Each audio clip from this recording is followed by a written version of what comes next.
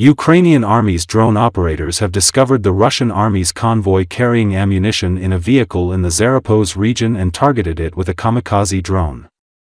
The invading soldiers fired at the drone, which circled around them for about 3 minutes, but failed to strike it. As a result, the drone crashed into a vehicle loaded with ammunition, causing an explosion.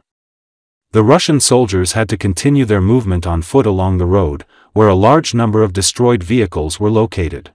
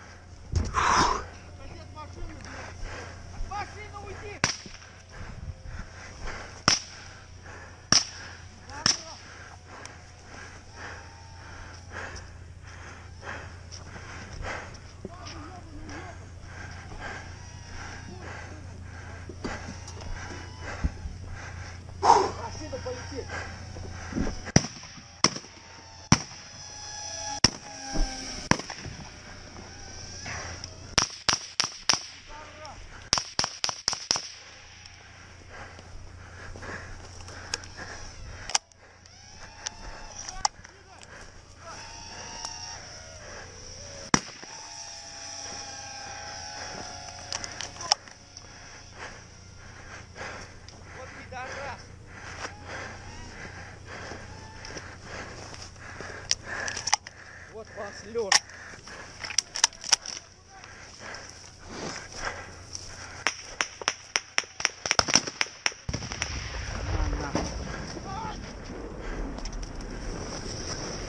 Сука. Пизда нахуй.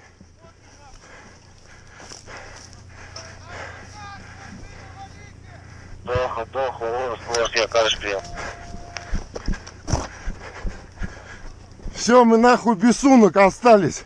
Уебало. Идем пешком, блядь.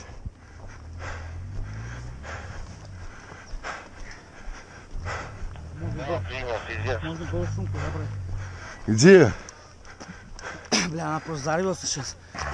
А она уебала, бля, она сгорела все. Все уебет. Быка надо валить нахуй отсюда. Там еще и быка. Ебать, без ничего. Ебать, она, сука, кошмарит, мразь. Как кошмарит. Я же говорил, не... Короче, Неман, 350. Еще полетит. Там она, кажется, 250. Надо быстрее уебывать нахуй, он в лесополку. Ну, у нас не сигареты. Есть у меня пару пачек. Все сумки уебал. Тоха, я осталась. Все целы? Да. Да. Да, все целы, идем. Да, привет. Дорожку видел, как она кошмарила? Просто издевался. Я сразу сказал, неудачная хуйня. Садиться, надо было пережидать и ехать. Все патроны выстрелил нахуй. Осталось чуть-чуть. Ебать, я эту потерял. Вот. Там что-то, блядь.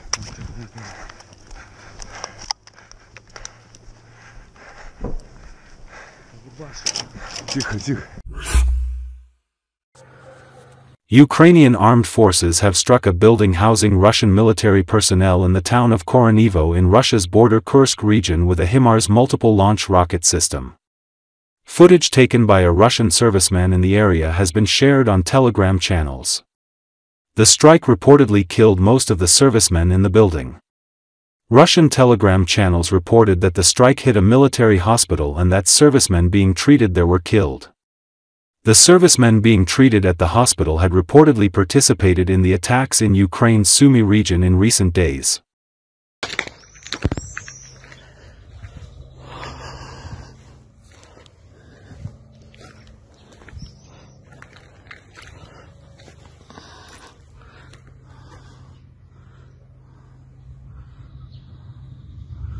Пизды не будет. За что?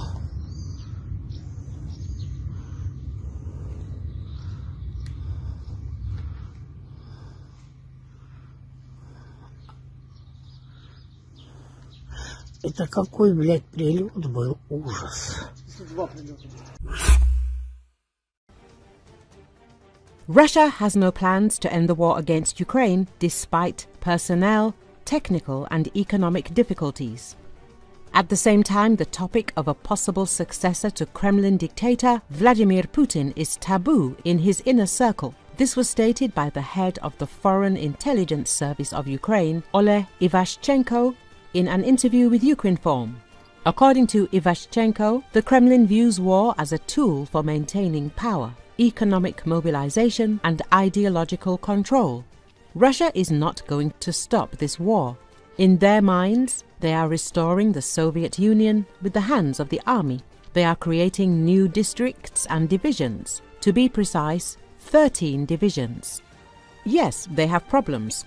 They lack people and equipment, but every day 1,000 to 1,200 new contract soldiers. This is not mobilization for peace, but preparation for something bigger. Why? It's the economy. Now the military-industrial complex is their only industry that demonstrates growth. If it stops, the entire Russian economy will crack.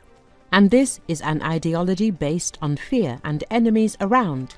For the Kremlin, war is a tool to maintain power, and this is a threat to Ukraine and the entire civilized world, he said. At the same time, according to the head of intelligence, the Russian president is often not provided with objective information about the situation in the country and on the front. Reports are filtered and presented in a soft form. Today, all ideas are generated by the leader. The rest of his entourage are executors. We see that there are things that Putin is afraid to say. We have come to the conclusion that he is not being provided with information about the real state of affairs in the economy and war. Reports are given in such a light form, without an emphasis on further possible consequences. This is why there are decisions that are surprising to the world, he explained. Regarding the situation around Putin, Ivashchenko claims that there is no real discussion about a change of power or a successor. This topic is forbidden in the Kremlin. This topic is forbidden in the first person's environment. There is fear for their positions, families and close circle. Perhaps the first person has some thoughts, but they are not voiced. This topic is not raised, he said. Regarding potential domestic protests in Russia, the SZRU estimates the protest potential at 18 to 20%.